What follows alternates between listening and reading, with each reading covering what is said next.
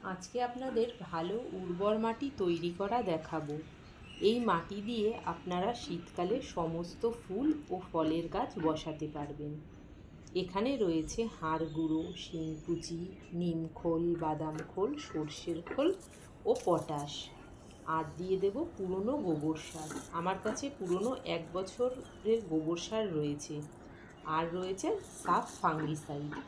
এই ফাঙ্গিসাইড দেওয়ার কারণ হলো অতিরিক্ত জলের কারণে যেন চারা গাছগুলো নষ্ট না হয়ে যায়। একে একে আমি সমস্ত উপাদানগুলো পরিমাণ মতো মাটিতে ছড়িয়ে দেব। বন্ধুরা, গাছের ক্ষেত্রে মাটির ভূমিকা যে কতটা তা আপনাদের বলে বোঝানোর প্রয়োজন নেই।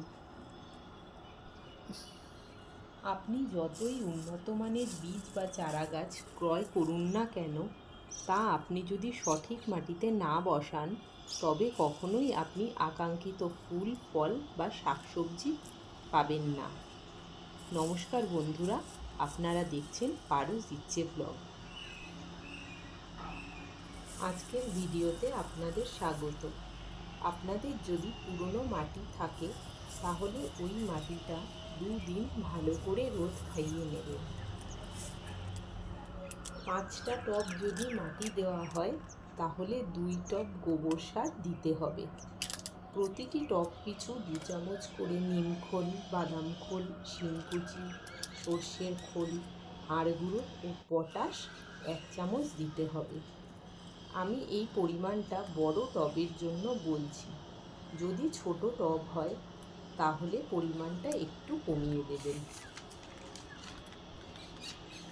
আমি এখন কোকোপিট, চুন ও বালি মিশ্রিত করছি না, কারণ সে সমস্ত উপাদানের চাহিদা গাছ অনুযায়ী বিভিন্ন ধরনের হয়ে থাকে।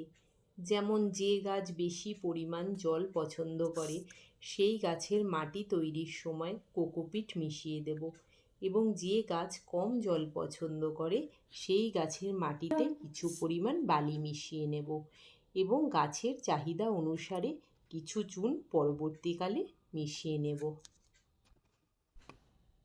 মাটিটা তৈরি হয়ে গেলে একটা বস্তার মধ্যে ভরে একটা ছাওয়া জায়গায় রেখে দেবেন অন্তত 10 থেকে 15 দিনের জন্য। এইভাবে রেখে দিলে সমস্ত জৈব সারগুলো মাটির মধ্যে ভালোভাবে মিশ্রিত হয়ে যাবে। আর আপনাদের মাটিটা যদি খুব ড্রাই থাকে তাহলে বস্তায় ভরার আগে কিছুটা জল স্প্রে করে দেবেন।